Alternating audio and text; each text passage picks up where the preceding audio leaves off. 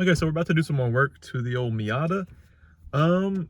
There's kind of a little bit we need to do. I'll go ahead and show y'all. Let me open up the... Oh, not that squeaky, actually. Let's see what we got to do. So last time we were working on this, it was kind of rainy, so we had to strap the old girl down. But we got most of the prep done to it that we needed to get done on it. Kind of just been leaving it here on the trailer until we can get some new tires for it. Just kind of been slowly working on it every time I come back. But this is what we got done. Pull this out. Do that. Stuck on something over here. Boom. Rugged top. Okay, so literally the main thing that we've done was pull the dash to get to the harness, and I'm just repairing the harness pretty much. So I'm gonna take this out, just put it somewhere over there, and get to working on the old Miata. So like I said, there's a couple things we need to do wiring wise, but besides that, we should be good. I'm gonna go ahead and touch more into what I was trying to show y'all last time. Just sorry about the sun. I'm gonna touch into more of what I was trying to show y'all last time. I just didn't have much footage of it, but hopefully we'll be able to show you now because we got the harness kind of all pulled out here. Today I was also going to work on the IS300, but we actually took that to get the exhaust finished up, and it's running pretty rough right now. So I totally forgot, whenever my car is misfiring before I went to standalone, I thought it was coils, and these are actually the coils from Japan. The ones that are in the car right now are the ones from the old 2JZ. So I'm gonna throw these back in because it was running perfectly fine with these, and hopefully that'll solve the issue. The issues were it's just running really rich while either in idle or just driving. But once you get up to higher RPMs, it kind of does better. So hopefully these are just going to be just misfiring probably. So I'm gonna throw these coils back in, and hopefully this will solve our issues that we're having. I just need to grab some tape and go grab some of my stuff from the inside. So to kind of give you a better look at what we're looking at, you see like all these random wires that are just randomly cut. Basically all we're gonna do is, hold on, let me get it better. You see we got wires here. So we're just gonna cut the harness open, and I got some tape here. I got the whole box of my wiring junk here. The only thing I'm missing, and I don't know where it went, is my solder, which is unfortunate, but I do have a little bit left somewhere in here. There we go.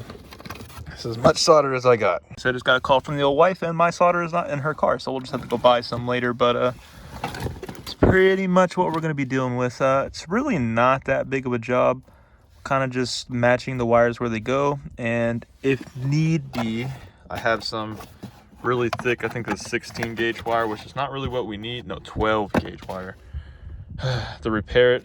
I'm gonna try just to suck it in there like that.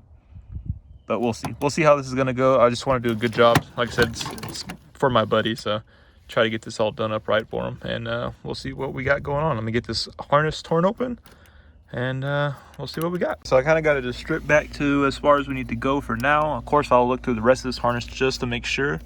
Everything else on the harness does look good though. But these right here are going to the actual ECU, and we're missing a signal for spark going to the ignition coils.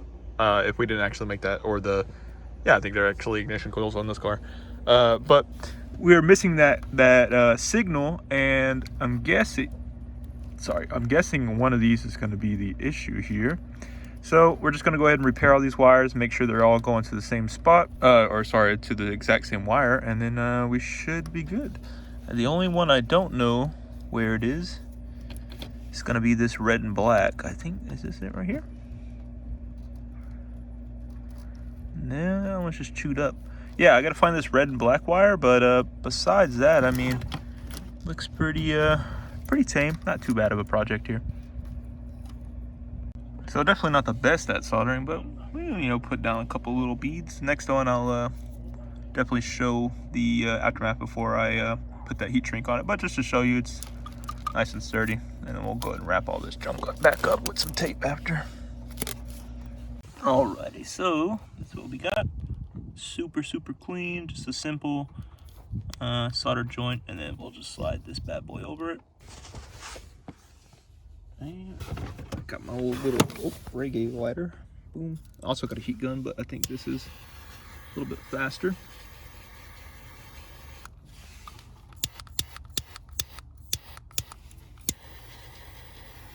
Boom. All good to, well, let's see if I can get it to focus here.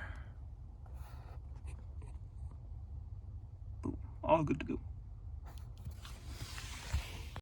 I'm gonna go ahead and knock out a couple more of these, and then I'll get back to you once I get it pretty much done. I wouldn't say all the way done, but close enough. We'll see.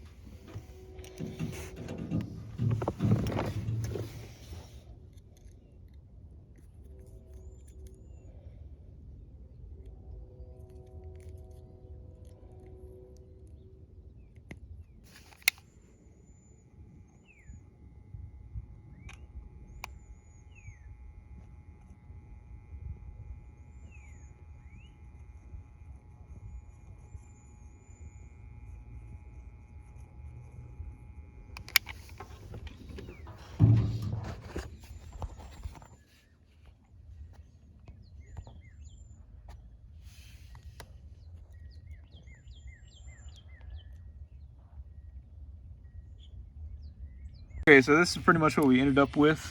Just taped it all back together. Everything's kind of soldered back. This one is iffy just because there's a bunch of wire up here, but besides that, it's just all taped back, and then we'll pull all this back together. The only thing we don't know about is this piece, which is completely destroyed, but it's all just connected together down here, like with metal clips. So I'm not too sure what to do about that. So we're just gonna leave that for later. But besides that, everything else in here looks good for the most part. And then we got some more in the engine bay we got to do. Skirt. Okay, so we got it all finished up. I went ahead and extended a couple wires just because they were a little short from where the rodent or whatever ate through it. But I mean, let me see if I can get a good sighting. Looks pretty good, almost factory. All wrapped back up nice and tightly. And then the only other one we got, make sure I don't hit the trailer, is over here.